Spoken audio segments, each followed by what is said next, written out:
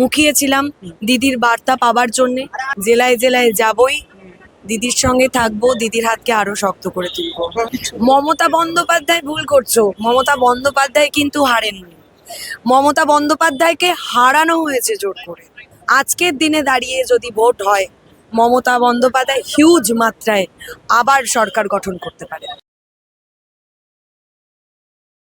ময়না, ধর্মতলার বুকে আরো দুটি শহীদ দিবস পালন হয়েছে, কিন্তু এখানে বিপুল মানুষের ভিড়। এটা হওয়াটাই তো স্বাভাবিক, কারণ যেখানে মমতা বন্দ্যোপাধ্যায় আছেন, যেখানে আমাদের যুবনেতা অভিষেক বন্দ্যোপাধ্যায় আছেন, সাংসদ অভিষেক বন্দ্যোপাধ্যায় আছেন, সেখানে ভিড় হওয়া এবং সেখানে মানে অসংখ্য তৃণমূল কংগ্রেস কর্মীর যে ভালোবাসা, যে আবেগ তাদের সাথে মিশে আছে। তো মানে মমতা বন্দ্যোপাধ্যায় বার্তায় বললেন যে জেলায় জেলায় যাব, লড়াই আপনাদের কোথাও ছাড়ার জায়গা নেই। আজকে থেকে শুরু হলো এই 21শে জুলাইয়ের জন্য। আমরা সাধারণ তৃণমূল কংগ্রেস কর্মীরা মুখিয়েছিলাম দিদির বার্তা পাওয়ার জন্যে, অভিষেকদার বার্তা পাওয়ার জন্যে। আমরা কি করব, আগামী দিনে কর্মসূচি কি হবে, যেটা তোমাকে আমি আগেও বলেছিলাম তোমার ইন্টারভিউতে। তো আমরা পেয়েছি, জেলায় জেলায় যাবই, দিদির সঙ্গে থাকবো, দিদির হাতকে আরো শক্ত করে তুলবো। মানে তুমি এর আগেও অনেক তুমি দেখেছো যে এই ধরনের জনসমাবেশ তুমি এর আগেও দেখেছো, কিন্তু মমতা বন্দ্যোপাধ্যায় হারার পর এই জনসমাবেশ, এটা কতটা অক্সিজেন তোমাদের দিচ্ছে? মমতা বন্দ্যোপাধ্যায় ভুল করছো, মমতা বন্দ্যোপাধ্যায় কিন্তু হারেননি। মমতা বন্দ্যোপাধ্যায়কে হারানো হয়েছে জোর করে। কথাটা রেকটিফাই করে দিলাম, হারেননি, হারানো হয়েছে। কারণ যে মানুষটা এত অসংখ্য লক্ষ লক্ষ মানুষের ভোট পেয়ে এসেছে, মাত্র 4%-এর ডিফারেন্স ছিল। আজকের দিনে দাঁড়িয়ে আমি তোমাকে বাজি রেখে বলতে পারি, আজকের দিনে দাঁড়িয়ে যদি ভোট হয়, মমতা বন্দ্যোপাধ্যায় হিউজ মাত্রায় আবার সরকার গঠন করতে পারে। এটা তো তুমি একটা অনেক বড় একটা স্টেটমেন্ট তুমি দিলে। বড় নয়, আজকে 21শে জুলাই সেটাই প্রমাণ করলো।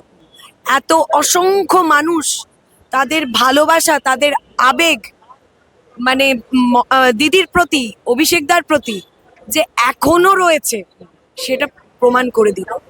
মানে একটা জিনিস বলো, মমতা বন্দ্যোপাধ্যায়ের চারপাশে যারা ছিলেন তারা চলে গেছেন, তাদের তরফ থেকে বলা হচ্ছে যে মমতা বন্দ্যোপাধ্যায় দুর্বল হয়ে পড়েছেন, কিন্তু মমতা বন্দ্যোপাধ্যায় এমন বেশ কিছু ছেলেকে, একঝাক ছেলে মেয়েকে তুলে নিয়েছিলেন, তুমি নিজেও যার মধ্যে। সেই জায়গায় তোমাদের কাছে একটা বড় প্রাপ্তির জায়গা কি মমতা বন্দ্যোপাধ্যায় তোমাদের উপর বড় দিচ্ছে? অবশ্যই অবশ্যই, মানে দিদি একটা দায়িত্ব দিচ্ছেন। এই যে ধরো 21শে জুলাইয়ের যে কর্মসূচি, কিছু জনের ওপরে আমাদের ওপরে ছিল, তার মধ্যে আমি একজন। আমি নিজেকে সৌভাগ্যবতীই মনে করব, দিদি একটা দায়িত্ব দিয়েছেন এবং সেটা যে ফুলফিল করতে পেরেছি, সেটা দিদির আদরেই আমরা বুঝতে পেরে গেছি। আমাদেরকে সবাইকে, মানে মিটিংটা শেষ হওয়ার পরে সবাইকে জড়িয়ে ধরলেন, এটাই আমাদের কাছে অনেক। এক, দ্বিতীয়ত যারা এই গাদ্দারি করে অন্য দলে, মানে বি টিমে বা বিজেপির দলে নাম লিখিয়েছে, তারা হয়তো এখন ঘরে বসে আফসোস করবে যে কি হারিয়েছে। আজকে মদন মিত্র ওখানে ভাষণ দিতে দিতে বলছিলেন যে মমতা বন্দ্যোপাধ্যায় যদি আমাদের দিকে চলে আসেন, গলায় আমার যে উত্তরীয় রয়েছে সেটা মাটিতে পেতে দেবো, হাঁটতে হাঁটতে আসবেন তার উপর।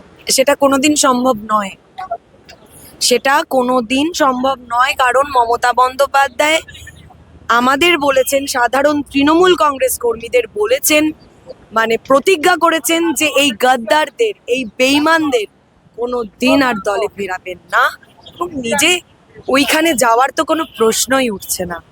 আমি বেশ কিছু মানুষের সঙ্গে আজকে কথা বলেছি, নয় করে হলো অন্তত 15-16 জন হবেন। তারা প্রত্যেকে একটা কথা বলছেন যে মমতা বন্দ্যোপাধ্যায়ের প্রত্যাবর্তন নিশ্চিত। এতটা স্ট্রংলি কিভাবে তারা বললি? সাধারণ মানুষ বলে দিচ্ছে, সাধারণ মানুষ বলে দিচ্ছে যে কিভাবে ভোটটা করানো হয়েছিল 2 মাস আগে, যে ভোটটা হয়েছে, কিভাবে ভোটটা করানো হয়েছিল, সাধারণ মানুষ বলে দিচ্ছে। 2.5 মাস পর কার্যত আজকে একটা বড় জনসভা, যেখানে মমতা বন্দ্যোপাধ্যায়কে একটা পূর্ণ বক্তৃতা দিতে দেখা গেল। সেই বক্তৃতায় প্রতিবার তিনি যতবার বলছেন, যখন মানুষের উদ্দেশ্যে বার্তা দিচ্ছেন, ততবার এই পুরো অঞ্চলটা হই হই করে উঠছে। এই ছবিটাই কি দেখতে চেয়েছিল? একদম এটা আমাদের কাছে খুব চ্যালেঞ্জের ব্যাপার ছিল এবং সেটা আমরা সাকসেসফুল সেটাতে, এবং দিদির ভালোবাসা পেয়ে আরো উদ্বেলিত হয়ে গেছি। নেক্সট চ্যালেঞ্জটা নেক্সট চ্যালেঞ্জ হচ্ছে আমাদের আগামী কর্মসূচি নিয়ে। জেলায় জেলায় যাব, সাধারণ মানুষের কাছে যাব, তাদের কি বক্তব্য আছে সেটা শুনবো, দিদির কাছে সেটা বলবো, দিদি কিরকম ভাবে কি বলবেন, দিক নির্দেশ করবেন, সেই রকম ভাবে কাজ করবো। Thank you.